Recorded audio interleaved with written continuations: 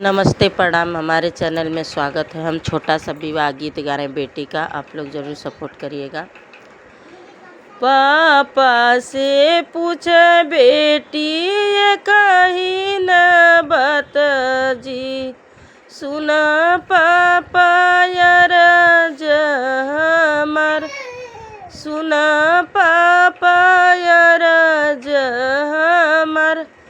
अम्मा के कोखिया में जन्म हम भैया, खेलनी खाइनी एक साथ, खेलनी खाइनी एक साथ।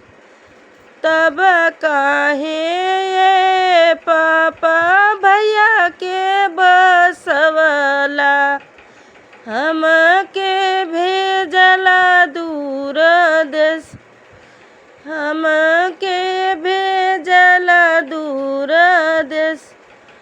अखिया में लोरा भर के पापा समझाम, थर थर कापले शरीर, थर थर कापले शरीर। दुनिया के ये बेटी है बारीतिया, बेटी भेजा जानी दूर देश, बेटी भेजी जानी दूर देश।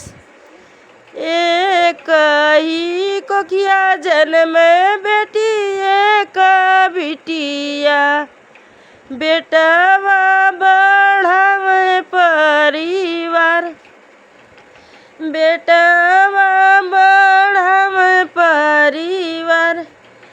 यही लागे ये बेटी भैया के बसवनी, तुहा के करिला कन्यादान, तुहारा करिला कन्यादान। जन तू ही रोवा बेटी, जन तू उदासा, बरवा खोजिला नवाब, बरहम खोजब नवाब। अपने सजन संगे हंसी खुशी रहिया, नैहर तू दिहा बिसराय, नैहर तू दिहा बिसराय।